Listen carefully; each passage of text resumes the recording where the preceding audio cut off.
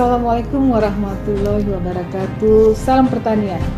Bapak, Ibu, Saudara-saudari, para insan pertanian sekalian yang kami banggakan. Saat ini dampak perubahan iklim global yang semakin nyata dicirikan dengan meningkatnya suhu udara dan perubahan pola musim dan iklim ekstrim yang semakin tidak menentu sangat berdampak terhadap kegiatan budidaya tanaman. Pertanian cerdas iklim yang merupakan salah satu kegiatan strategic irrigation modernization and urgent rehabilitation project atau SIMUP, dan CSA ini meliputi 8 paket teknologi. Apa saja paket CSA ini? Mari kita saksikan videonya. Wassalamualaikum warahmatullahi wabarakatuh.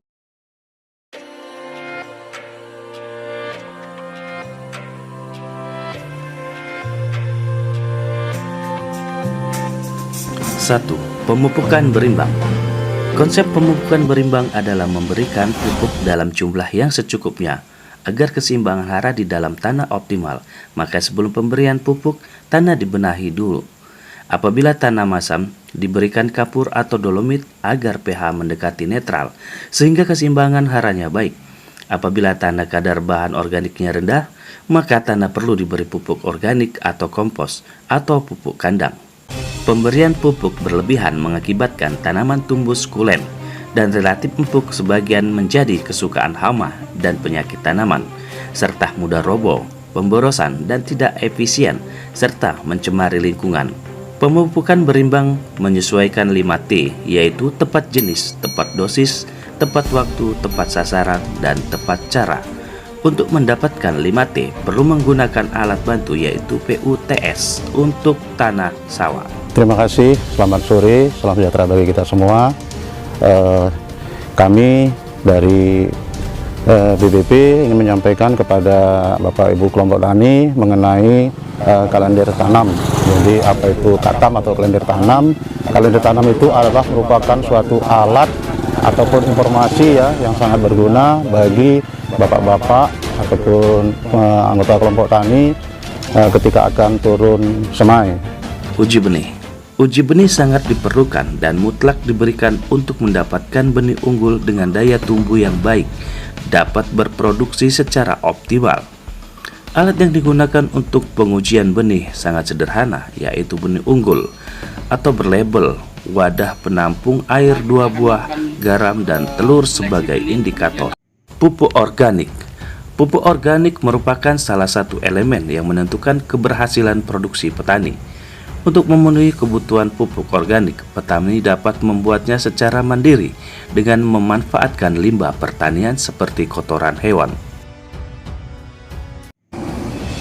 Penanaman padi melalui teknik pengaturan jarak dikenal dengan istilah jajar legowo atau jarwo. Sistem tanam jarwo menggunakan pola baris tanam yang diselingi satu barisan.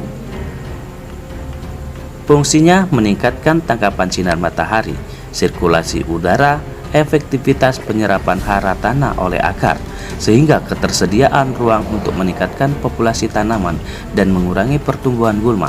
Teknik jajar legowo umum digunakan adalah legowo 21 dan legowo 41. 21 berarti 2 baris padi diselingi 1 barisan kosong, begitu juga 41.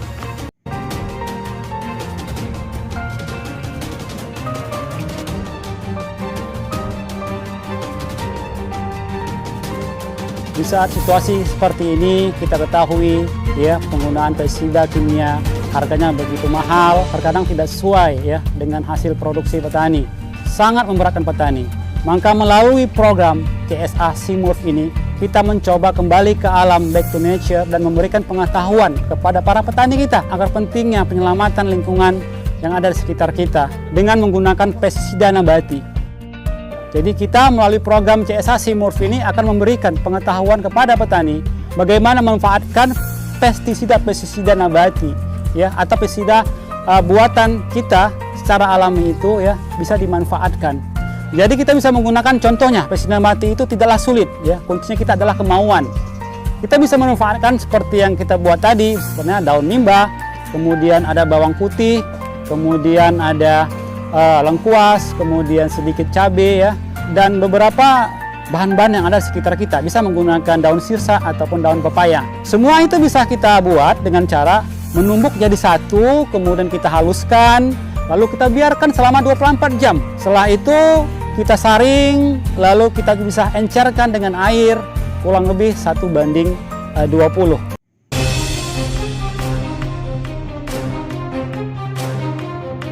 Petani dapat mensiasati efisiensi penggunaan air dengan menerapkan teknologi irigasi berselang dan irigasi kering basah atau dalam bahasa asing disebut intermittent irrigation atau alternate wet and dry irrigation. Prinsipnya mengatur waktu kapan lahan digenangi dan dikeringkan. Teknisnya pada saat kita sudah menanam kondisi tanah sawah macak-macak, kemudian sawah kita airi kira-kira setinggi 2-5 cm. Biarkan saja sampai tanaman padi berumur 10 hari setelah tanam. Kemudian tutup air masuk, biarkan air yang 2-5 cm surut bertahap dengan sendirinya. Biarkan tanah retak-retak sampai 1 hari, kemudian masukkan air 2-5 cm lagi.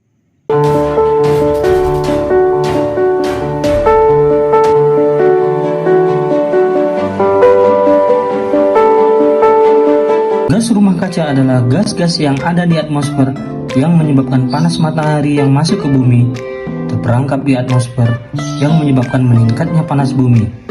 Gas rumah kaca dari pertanian adalah karbon dioksida, metana, dan nitrogen dioksida yang berasal dari budidaya padi sawah, peternakan, dan pengolahan kotoran ternak, pemupukan, dan pembakaran biomasa.